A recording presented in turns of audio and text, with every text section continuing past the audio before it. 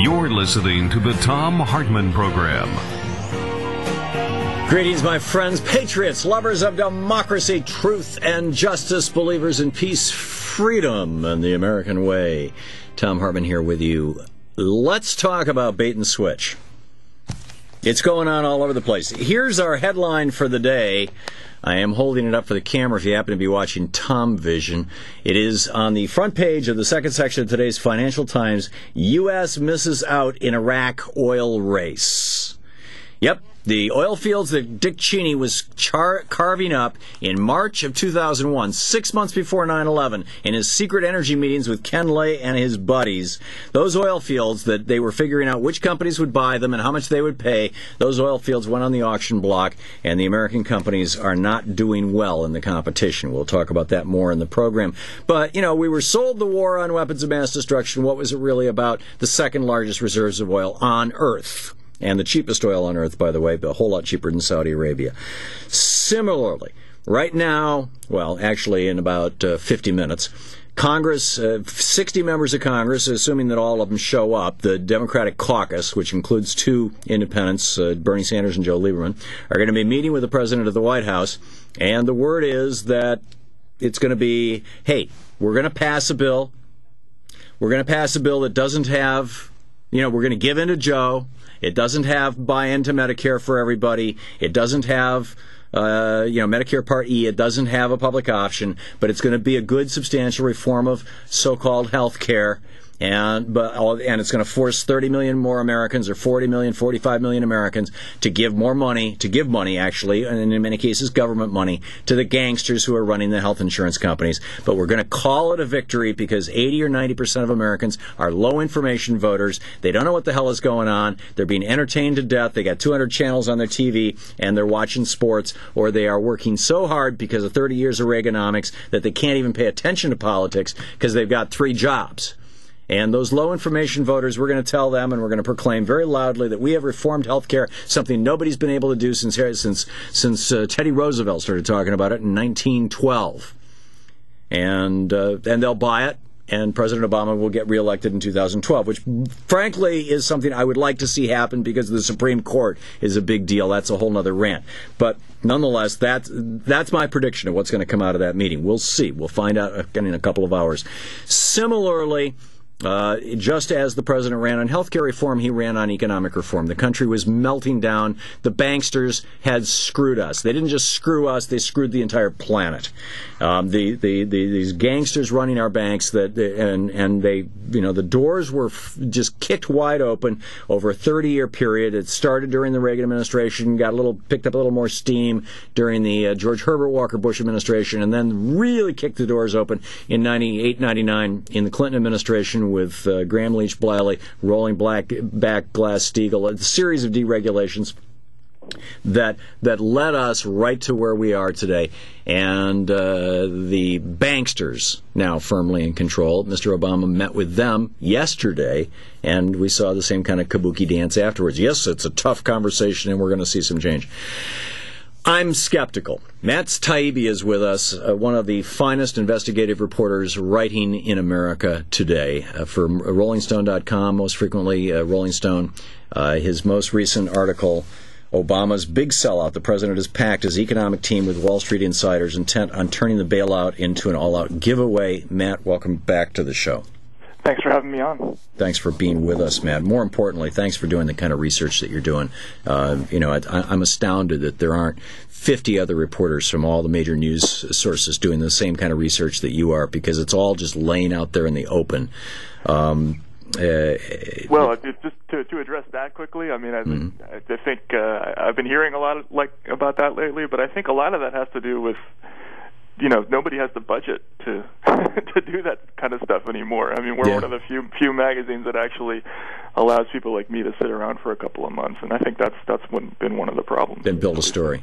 Yeah. There are very few investigative journalists in America anymore. Period. I mean, everybody. You're absolutely right. You're absolutely right. So you start out talking about how President Obama ran as the president, the man of the people, that he was going to stand up to Wall Street, et cetera, and then he got elected. Right. And then what happened was Obama, he didn't run as much as a progressive as, say, John Edwards did, but he had some progressive people working for him, people like Karen Kornblue, who was sort of a well-known workers' rights advocate, although she too worked for Bob Rubin once upon a time.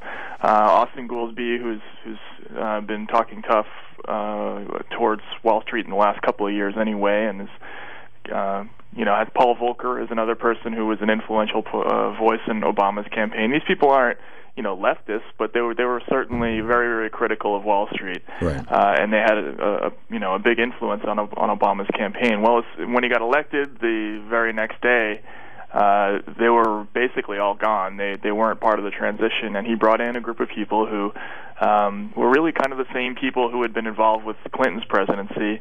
Obama's Harvard classmate Michael Froman from Citigroup was the head of the economic transition team. And then there were a series of people connected to Bob Rubin, who again, of course, was Clinton's Treasury Secretary, who basically staffed the Obama White House after he got elected. Right, Bob and Bob Rubin. Please remind our listeners who Bob Rubin is, what he is. Bob Rubin was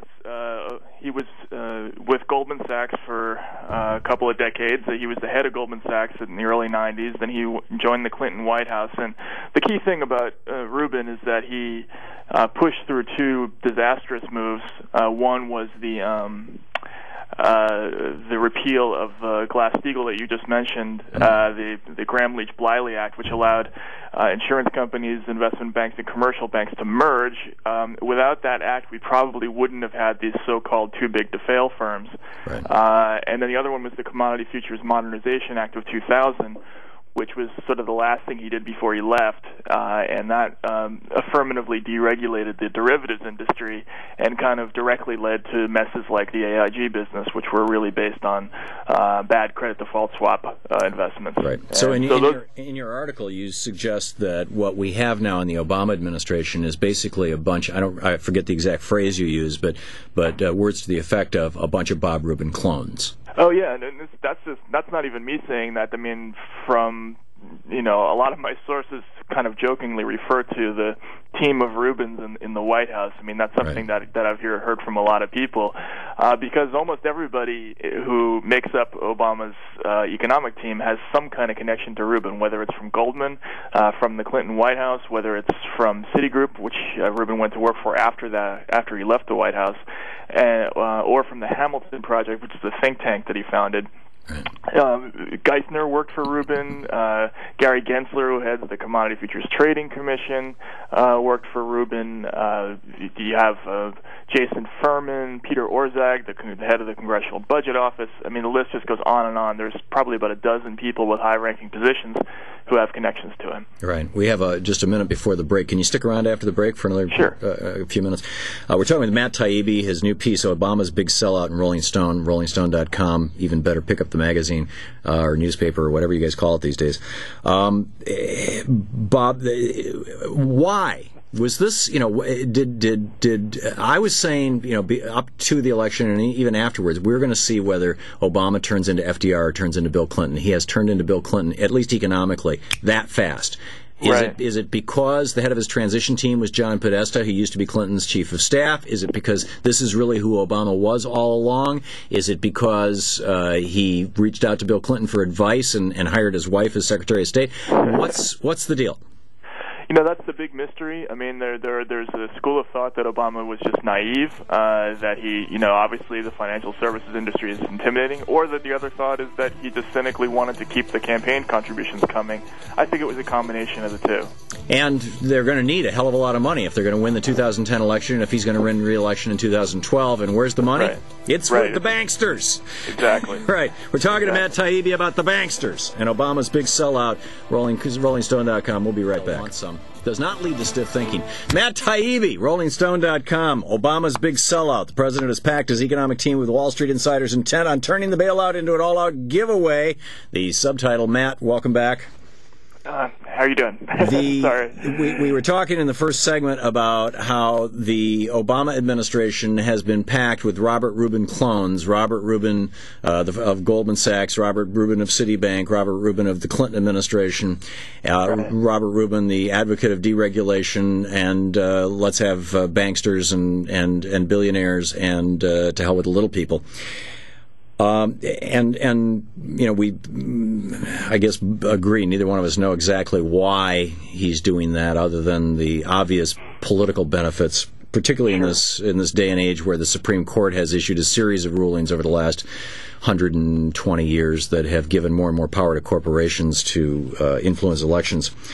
Right. But there's also a consequence to this in terms of legislation. The consumer, you talk in your article about the Consumer Finance Protection Agency that the Obama administration had proposed, actually. And this seems to be going down in flames in Congress. This and some of the other initiatives. Talk for a minute, Matt Taibbi, about the actual policies of the Obama administration and how they might be different if Austin Goolsbee and his colleagues, for example, had been the ones that President Obama had chosen to surround himself with rather than the Bob Rubins. Well, the financial regulatory reform was really a three-part process. The first was about derivatives and commodities reform. The second was about the Consumer Financial Protection Agency and who is basically going to be doing the regulating from this point forward. And the third is what they call resolution authority, which is really just another way of saying what do we do the next time we have an AIG go belly up or Lehman Brothers. And in the first part, and remember, derivatives are an enormously important thing because they were behind much of the mess last year. They pushed through initially a series of reforms. They favored some very good things that would have restored the proper balance to the commodities markets and given the SEC and the CFTC the authority to step in and prevent companies like AIG from doing what they did before. But at the last minute, Tim Geithner and the administration supported a couple of loopholes in derivatives legislation that basically gutted the entire reform effort. It's going to basically allow the derivatives market to look pretty much the way it looked before, thanks to these loopholes. And although they're going to claim, it's the exact same thing we're seeing with healthcare. They're going to claim that they have reformed the system. Mm-hmm. And my fear is that just like with healthcare, we're going to have, with healthcare, we're going to continue to have a dysfunctional, expensive system that's going to kill people.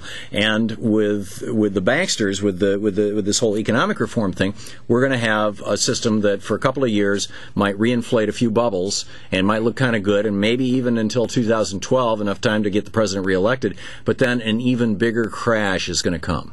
Yeah, no, I think that's a fair assessment. The Obama administration right now is trying to put all their chips politically in the passage of this Consumer Financial Protection Agency, which the banks don't want and the Obama administration does want, so there is a little bit of a conflict there. But the reality is the issue has never been the government having enough regulatory power. They've always had enough regulatory power to step in and do something about, all of Wall Street and all of the mess that's gone on.